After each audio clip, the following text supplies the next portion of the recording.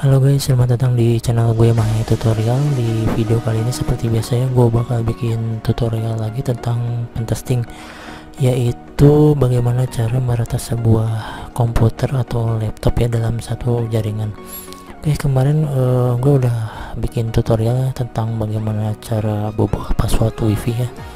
Dan ketika para hacker sudah masuk dalam satu jaringan, maka yang dicari adalah dia akan scanning ya apa saja yang ada di dalam satu jaringan router. Oke, di sini gue punya sebuah topologinya ya seperti ini. Di sini hackernya, dan di sini ada banyak device yang dalam satu jaringan LAN ya atau switch hub router. Oke, di sini ada laptop, Android biasanya ya, komputer, ada printer, ada server. Maka para hacker ini biasanya kalau udah dalam satu jaringan, setelah membobol wifi, dia akan mencari sebuah target ya yang akan di exploit atau di remote ya. Salah satu contoh misalkan di sini targetnya yaitu sebuah komputernya. Oke, untuk mencarinya ya, untuk men-scanning semua yang ada di sini, yaitu dia biasanya menggunakan sebuah tools yang namanya Nmap ya. Nmap itu sudah tersedia di OS kali Linux, karena untuk Nmap ini biasanya digunakan hanya di Linux ya, untuk Windows kayaknya kurang ya. Oke, untuk penggunaan Nmap ini ya, untuk penggunaan Nmap ini kalian bisa cari, sebenarnya udah tersedia di OS kali Linux ya. Kalian bisa ketikkan Nmap atau help, di situ banyak perintah-perintah Nmap ya. Kalian tinggal masukkan perintahnya saja, kemudian di situ dia akan secara otomatis men-scanning apa saja yang ada di dalam router tersebut ya. Oke, kemudian di situ kalau misalkan targetnya sudah ada ya, biasanya dalam bentuk IP ya, salah satu IP target. Misalkan dalam IP target itu infonya ada sebuah OS Windows ya, Windows 7 biasanya. Maka kemudian dia akan mencari informasi tentang komputer tersebut. Oke, jika sudah ketemu, biasanya kalau sudah ketemu maka akan dilanjutkan dengan sebuah tools ya, yang namanya itu Metasploit. Dan Metasploit ini juga sebenarnya sudah tersedia di OS kalian, jadi kalian nggak perlu menginstal ulangnya lagi. Nah, di situ juga kita bisa mencari ya tools apakah Windows di komputer tersebut itu vulnerable atau rentan ya, rentan bisa dieksploit atau tidak. Untuk mengeceknya kalian bisa cari yang namanya SMB ya. SMB di situ ada khusus tools untuk mengecek apakah rentan atau tidak komputer tersebut.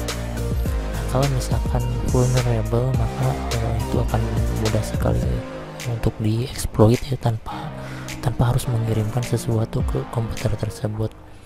Guys, jika sudah ketemu targetnya, misalkan vulnerable atau rentan, maka akan dilanjutkan dengan yang namanya terus SMB juga ya, Psycache namanya, atau Eternal Blue Debu Besar sebenarnya bisa juga ya, atau banyak yang lainnya. Kalian bisa pilih yang mana saja, sebenarnya udah tersedia di Metasploit. Jadi kalian tinggal memasukkan IP address yang ada, yang sudah di scanning tadi dengan Nmap ya, ketemu, maka di situ kita tinggal mengeksploit langsung aja ya, exploit.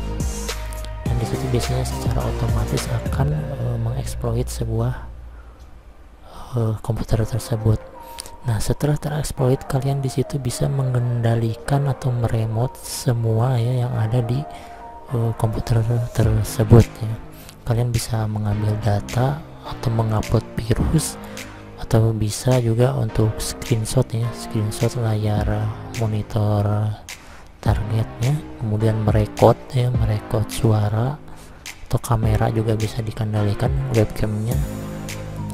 Kemudian ya banyak lagi ya, apalagi untuk ada juga yang lebih ininya ya, seperti merecover semua password yang ada di komputer tersebut. Nah, dari situ tentunya kita harus berhati-hati ya ketika kita dalam satu buah jaringan ya. Jadi jangan asal kalian memasukkan atau menghubungkan sebuah wifi ya ke wifi yang terbuka tanpa berpassword.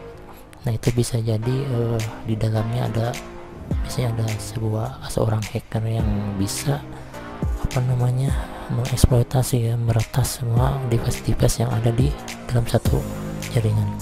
Oke, selain itu juga sebenarnya sih kalau misalkan hacker ya udah dalam satu jaringan wifi, selain mengendalikan komputer, dia juga bisa membuat sebuah notif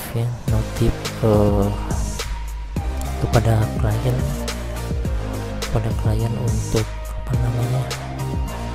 menginstal sebuah virus ya. Bisa ada notif muncul gitu, kalau misalnya kita ke browser kemudian notif muncul, dan itu jangan pernah kalian sekali-kali untuk diklik ya, karena itu merupakan virus ya atau backdoor yang akan membahayakan perangkat kalian. Atau bahkan bisa juga dalam bentuk phishing ya, sosial media kalian ya, seperti Facebook, Gmail, dan akun-akun yang penting lainnya seperti internet banking juga ya, direkod semua ya, bisa. Oke, mungkin cukup sekian ya tutorial kali ini. Mudah-mudahan bermanfaat ya, menambah pengetahuan, dan saya juga tidak merekomendasikan untuk tutorial ini dijadikan sebagai sebuah kejahatan atau disalahgunakan ya. Jadi saya tidak bertanggung jawab kalau misalkan ada apa-apa ya. Oke, jangan lupa untuk like, share, dan subscribe ya. Mohon maaf apabila ada banyak kesalahan dalam video tersebut ya. Oke, jangan lupa untuk berkomentar ya. Apabila ada pertanyaan silahkan kalian berkomentar di bawah, nanti saya akan jawab ya.